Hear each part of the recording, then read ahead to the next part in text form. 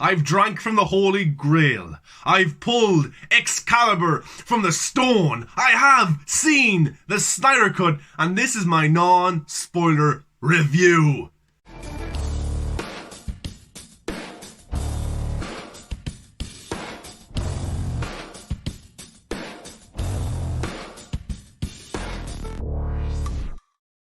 Look, we all know what happened back in 2017. Warner Bros. Were reactionary. They changed the course that the DCEU was on. They brought in Joss Whedon to rewrite, to reshoot absolutely everything, and the 2017 movie was a result of Warner Bros. Being scared of the vision that they were going on, even though Zack Snyder has given them the two most successful Superman movies of all time. Not everybody loves them, but they made money, and at the end of the day, isn't that the most important thing for these studios? But over the last 3 years, the fans have campaigned to see the Snyder Cut because we knew that there was more to this movie than Warner Bros. Were telling us. Countless amount of scenes from the trailers never appeared in the movie. Zack was dropping hint after hint that there was more to this movie, and the fan base got bigger and bigger, which resulted in Warner Brothers, HBO Max coming in actually and saying, we're going to do it. We've greenlit the Snyder Cut. We're going to give Zack 70 million. We're going to let him shoot additional photography. We're going to put it out on a streaming service and let the fans see it. Now, will there be a continuation of this Zack Snyder's Justice League story? I don't know. But right now, the reception is pretty good. Now let's get into this review. Zack Snyder makes his return to the comic book movie genre with Zack Snyder's Justice League, a movie that we should have got in 2017, but now we get to sit down, we get to enjoy it, and we get to watch it. And you know what? This movie is epic. This movie is huge. I don't know how executives at Warner Bros. Could look at this movie and say, no, we don't want that. Let's bring in Joss Whedon. Let's change everything. Because this movie, even though it has some footage from the 2017 version of the film, here it's done right. It has the right editing. It has the right score. It has the right color. The color grading as well makes a huge difference to some of the scenes we got to see in 2017, which is unbelievable. And when I say the editing, we get to see the true vision from Zack where these scenes were supposed to be in. So a lot of these scenes that we've seen from the 2017 film work here, and they're actually pretty badass. And some of the scenes from the 2017 version, the best scenes were Zack Snyder, of course. You know? So, but as I said, this movie's epic. It's huge. I think it's the biggest comic book movie of all time. And in a world where Endgame exists, in a world where Infinity War exists, how can Zack Snyder's Justice League be the biggest comic book movie of all time? Well, it is. This is huge. The action set pieces are ridiculously unbelievable. And I mean that, I really do. The visual effects team deserve a round of applause because within 7 months, they've done more visual effects shots than Endgame. Crazy. And that's why it's the biggest comic book movie of all time. And I mean this. Action set piece after action set piece. It's ridiculous. I say about every 20 minutes, there's a big, massive action set piece. It's unbelievable to witness and to watch, especially in the 1:3:3 4:3 aspect ratio, you know, with the black bars down the side. You get to see more of the picture. The characters stand out. The action stands out. And it didn't turn me off the film whatsoever. And you know what? You don't even notice it when you're really into the film.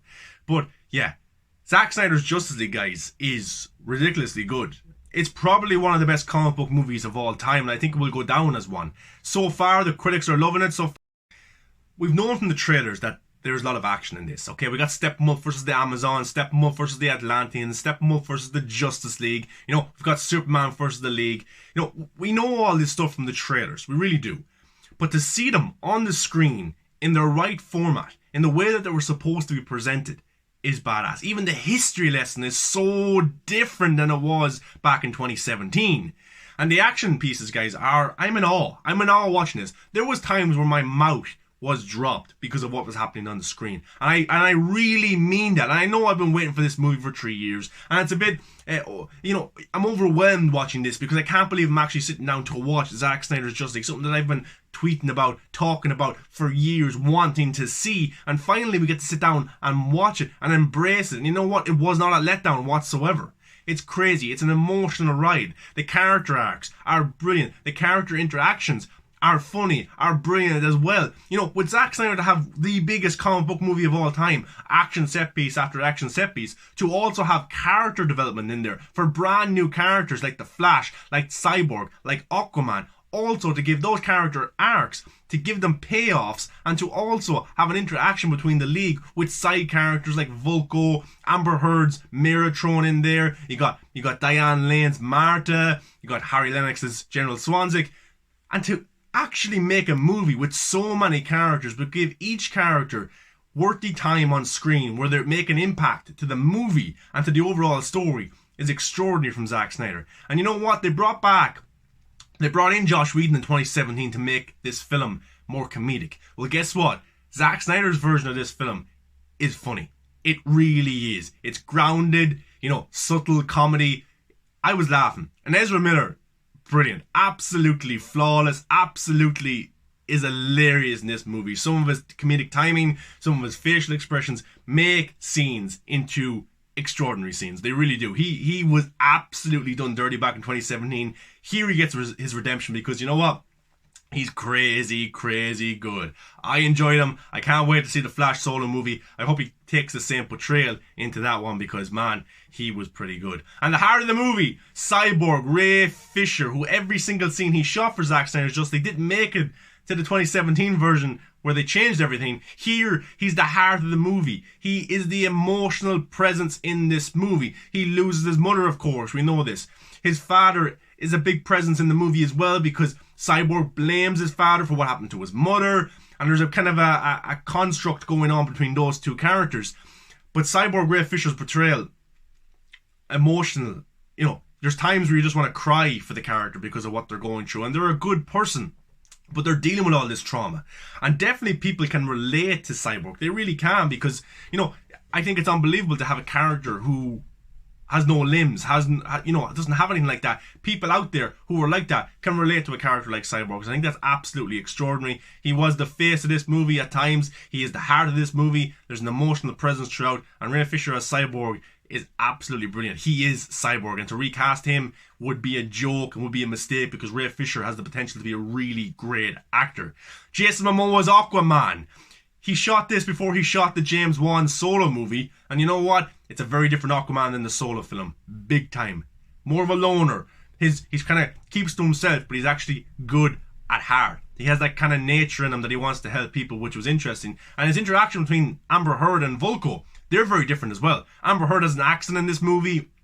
Vulko's got some really cool dialogue, and even he acts different. So it doesn't seem like it's the same world as the Aquaman solo film. These characters act differently in Zack Snyder's Justice League, but of course they shot the Snyder Cut first, and then DC changed their overall plan and they went and made their solo movie. So that was interesting. The return of Ben Affleck, the greatest Batman of all time. How did he do? This Batman has a greater energy to him. He kind of has more freedom. He understands the mistakes and he understands where he was in Batman v Superman. He was a dark Batman. He was a Batman who was closed off, who just wanted to kill, who wanted to hurt, who didn't care about himself or others. In this Batman, he's got a new lease of life. He wants to bring the Justice League together. He wants to make up for the death of Superman. And in this interpretation of Batman, he has more faith. He wants to help the world. He wants to make an impact on these people, on this Justice League, and bring people together. And Ben Affleck's action sequences are pretty cool as well. He's taking on some parademons, and Steppenwolf as well. There's some interactions there which I thought was cool. But Ben Affleck's Batman for me, badass. Look, he's you rip him out from the comic books. It's Ben Affleck. It really is. And it's a shame that he won't come back for any more Batman outings. Maybe it might change now. I don't know. But it's a pity we never got that solo Batman movie, because in this one, the dialogue, the Chris Terrio dialogue for Ben Affleck's Batman is perfect. I could listen to Ben Affleck as Batman speak for 2 hours with no action, because some of the dialogue that they write for this man and some of his delivery and his facial expressions, brilliant. Absolutely. Gal Gadot's Wonder Woman. This is my Wonder Woman. This movie made me hate Wonder Woman 84. And I love Wonder Woman 84. You know why? Because the action in this is brutal. Wonder Woman is brutal in this film. She takes on humans, parademons, whatever, Steppenwolf, and she takes them out with brutality. She doesn't care because these people, these aliens, are trying to hurt others. And Wonder Woman won't have that. Not at all. She will take them on and she will kill if she has to. And there's some hardcore, badass moments for Wonder Woman. And this is the Wonder Woman that I want in the future. I want this Gal Gadot Wonder Woman to be on the screen. Not the one where we have to see every single shot of her saving somebody. Or not the one where she's afraid to hurt people. Wonder Woman 84 was a different story, of course. This is different. This is the world's at stake. And there's an alien invasion. But some of the action sequences that Gal Gadot has are brilliant. Her facial expressions as an actress kill it as well. Some of the moments where we seen it in the trailer, she's a portrait of Darkseid. Brilliant. I love that scene so much. But her action scenes are a standout. You know, the museum scene as well, where there's a bomb. You've seen that from the 2017 version. That's expanded. That's absolutely different as well. The R rating as well is big on this movie, and she was fantastic. And her interactions between, she really is kind of the mother of the League, because she kind of helps people with advice. She helps Cyborg, she helps Aquaman, she helps Flash, she helps Bruce. So I love that so much, and she wants to help Superman as well when he returns. But getting on to Superman, Henry Cavill as Superman is very popular, and it's a shame that we never got more outings of him as the character, and this might change this. You know, we know that Warner Brothers are doing a reboot of the character, but can they really do a reboot when everybody loves Henry Cavill as Superman? And people are saying Henry Cavill's only in this movie 10 minutes, I've seen online and stuff like that. That's a lie. Henry Cavill is in this movie a good chunk of it, and the parts that he is in are very emotional. When he comes back from the dead, we've seen that in the 2017 version, but we get to see new scenes between him and his mother, him and Lois. He has a new lease of life as well. He wants to be this Superman. He sees that the world mourned his death when he died in Batman v Superman. He wants to create a world of peace, and he wants to be the Superman that many of us think that Zack Snyder should have made him into. But it's an arc. It's a story. Henry Cavill's Superman is going to get there. He's going to be the Superman. But first, he has to get on this arc. And his return where he fights the Justice League, more scenes there as well. It's better edited. You know, the context is there. Even the Kal-El No scene, that works. There's a certain scene with Batman that was in the 2017 version. That works as well because of the color grading, because of the score, because of the editing. It all works because of that. And that scene, it was expanded, it was longer, and it was pretty badass as well to see Henry Cavill take on the Justice League in Zack Snyder's eyes. Loved it so much. And his return in the black suit, I prefer the black suit. I think it's way better than the traditional red and blue one. This black suit is badass. It makes Henry Cavill look like a badass, and I love it so much, and I prefer it than the traditional one. But yeah, his return, his fighting with Steppenwolf, of course, brilliant as well. Nice little dialogue there. He comes back to help the League. But people are going to ask, is this the same as the 2017 version, only deleted scenes are in it, and only some of the action scenes are expanded? No, there's a lot more to this movie than what we know. And I didn't expect... I knew that there was so much that we didn't know, but I didn't expect to see so much that we didn't know, because there's a lot. There really is. The Themyscira is expanded. The Atlanteans is expanded. It's crazy. The history lesson is explained in greater detail. This is a completely different movie. It really is. And there's some side arcs, some side stories going on that you're really invested in, you're really interested in. And yeah, it's crazy. And even the Flash scene with Iris West, loved it. That's absolutely brilliant. Cyborg and his mother, that's so emotional. Aquaman and Mera and talking about his mother, very emotional stuff as well. Gal Gadot's Wonder Woman, her this kind of pressure of being this Amazon, trying to fight with the Justice League, trying to take on Steppenwolf. Great arcs throughout. And the score from Junkie XL, guys, is crazy. It's like going to a rock concert. That's how good it was. Some of the score was extraordinary. There's a certain beat that I want to yell right now, and I can't. But when you see it, you're going to be like, oh my god, yeah, let's go. I think it's Robert Meyer Burnett that says Zack Snyder's World of the DC Heroes is very metal. This is a metal movie. He's cranked it up to 11, and he's like, let's go. So Junkie XL score, his new score for Wonder Woman, his score for the Justice League, for Batman. Oh my god, it's crazy. I just want to listen to it right now, and it makes you really, really pumped. As I said, the visual effects are brilliant. And Zack Snyder did say this movie ends in a cliffhanger. And does it end in a cliffhanger? Yeah, big time it ends in a cliffhanger. Crazy stuff. You know, the Nightmare timeline we get to see a few times in this movie. And I don't know if it's the same timeline or if it's different variations of the timeline. But guys, when you see it, you're going to be like, oh my god, what is Zack Snyder's doing? And you're going to be like, I need to talk about this right now. I need to break this down with people that I know or online on Twitter and Instagram, because this is crazy. The Nightmare timeline is something that I want to see on the big screen, and that's supposed to be Justice League 2. I hope it happens, because what Zack Snyder showed us and the additional photography that Zack Snyder did to add to that, crazy. It is absolutely crazy. When you see it, you're going to be gobsmacked. And there's a certain scene that I predict that people will be breaking down for years. There's an interaction between two characters. I won't say who it is, but people will be looking at that scene on repeat, watching it day after day to find little details and to try and break down exactly what is the Nightmare world from Zack Snyder, because it's an interesting, fascinating one that I'm fascinated by. I just want to talk about and see if my theories are true or what is going to happen with the Nightmare world. But when you guys see that, it's crazy. But guys, Zack Snyder's Justice League, I've been waiting for this movie for 3 years. And I know a lot of you guys have been as well. Or even 4 years or 5 years since Batman v Superman came out. But Zack Snyder's Justice League was not a letdown whatsoever. This is a huge film. It's one of the biggest comic book movies of all time. It is, and arguably, one of the biggest movies of all time. The set pieces, I said, are huge. The visual effects are huge. It's crazy that they hid this film away. That it was on a hard drive in black and white in Zack Snyder's office. Because this film, to not see the light of day, would be a mistake for cinema. And I mean that so much. This is a masterpiece. I've only seen it 3 times.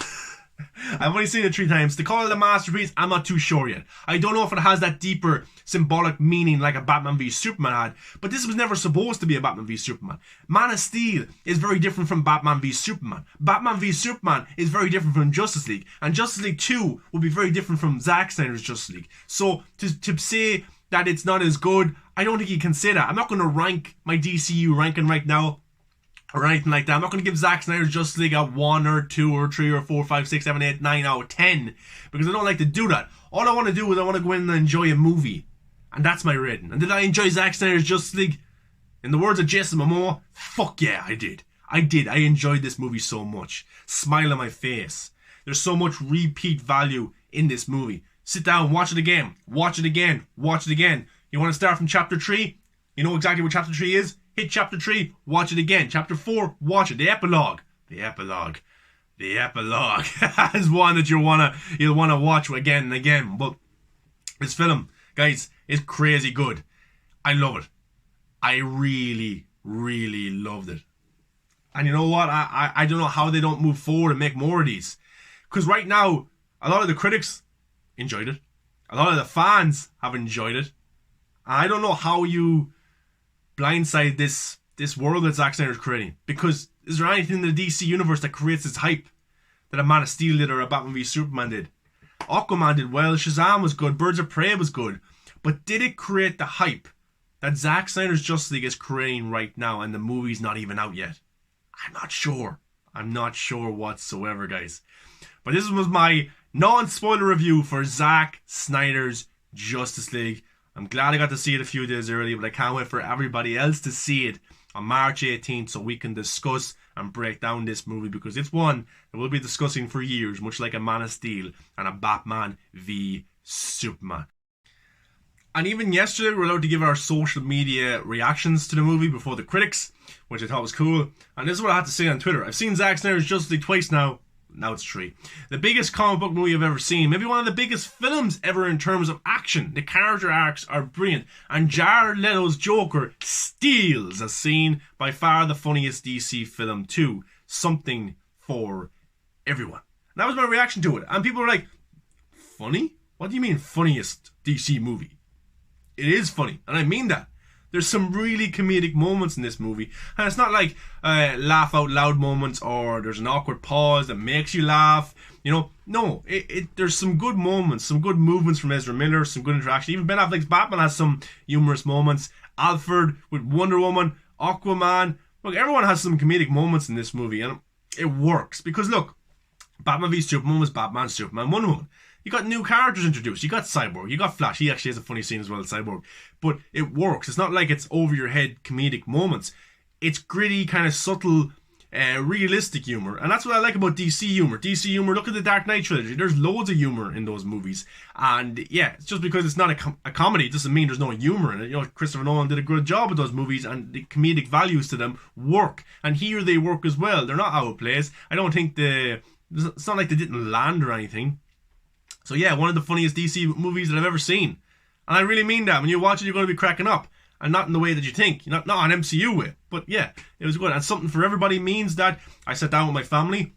They're not big comic book movie fans. They're not big Man of Steel or Batman v Superman fans. But they love this movie because it was huge. Because it was a spectacle. Because they were laughing. Because there's some cool interactions. Because a few characters popped up. You know, they really enjoyed it. And I think there's going to be something for everybody. And I think this film, Zack Snyder's Justice League, has a wider appeal to audiences than, say, a Man of Steel or Batman v Superman, because this is very different. There's something to like in this movie for everybody, I think, which is unbelievable. And Jared Leto's Joker, we knew he was in the movie, and he steals the scene.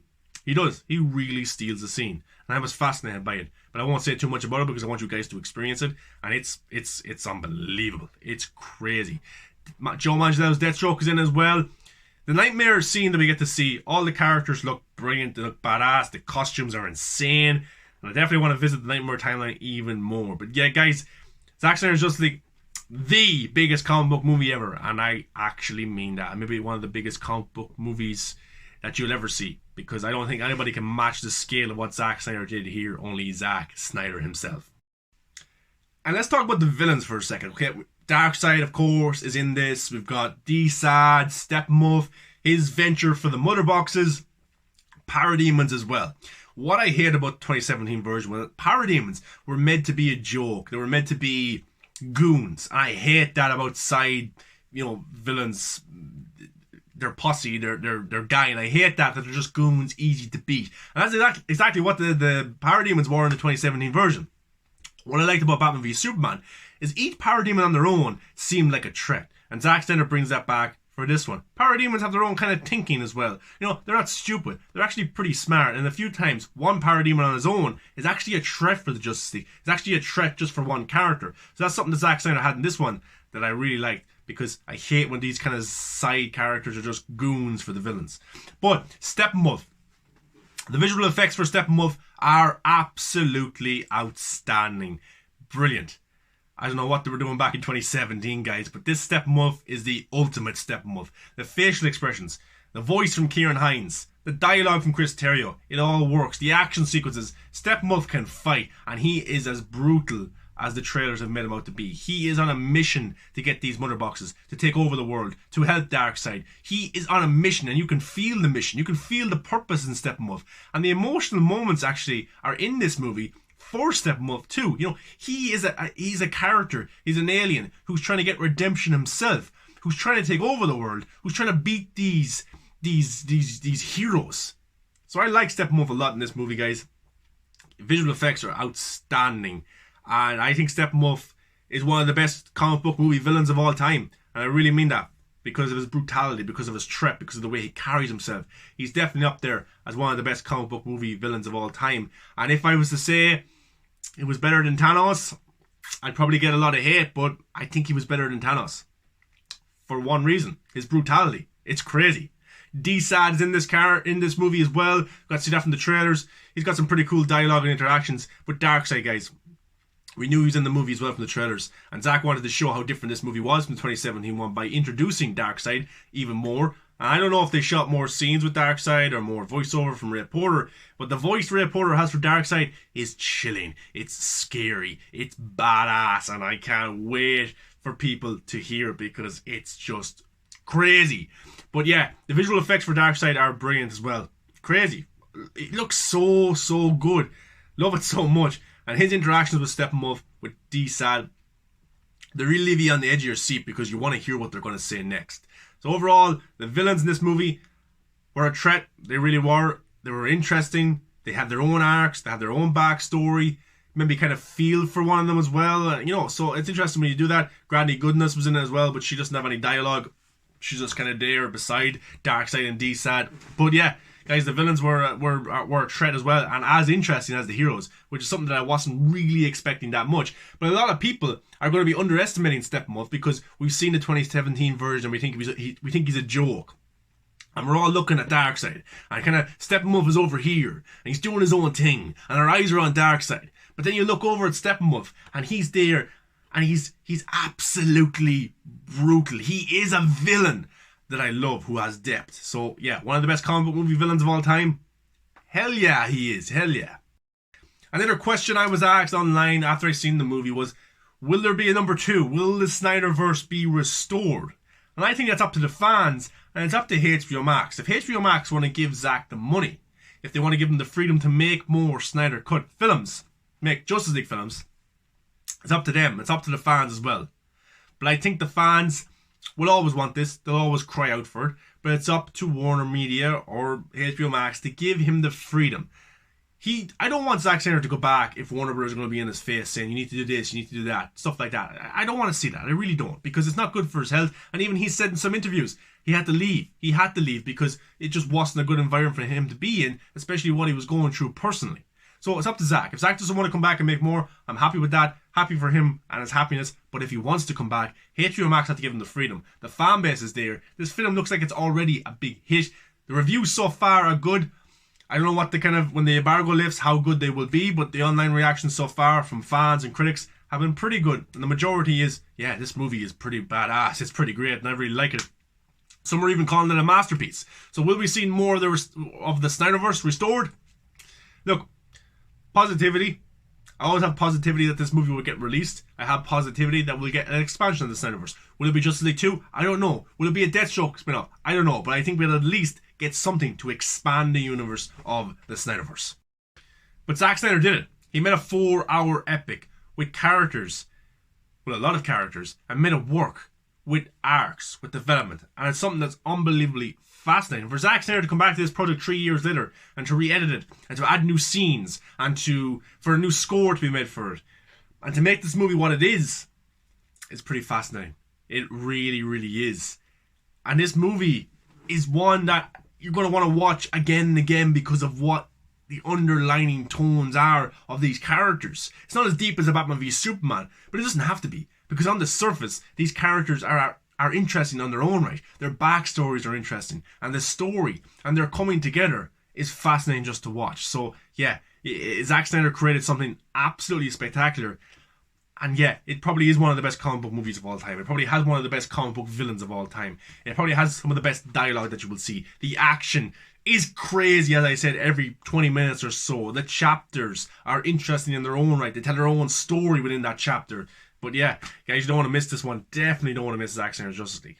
Guys, I appreciate you watching the non-spoiler review. Give a like, comment, subscribe if you like. Follow me on all the social medias. That stuff is in the end credits. And guys, March 18th, Zack Snyder's Justice League comes out on HBO Max. And wherever you are internationally, find out and watch this movie. You do not want to let this movie pass you by. And you need to watch it on day one, or it will get spoiled for you. And you don't want things to get spoiled for you. Especially one scene. But guys, I'll see you for my non-spoiler review. Let me know in the comments how excited you are for Zack Snyder's Justice League. And make sure to subscribe so you don't miss the spoiler review and live streams. Guys, thanks for watching. I'll catch you in the next one, and breathe it in. It's Zack Snyder's Justice League. So it's really great to say that.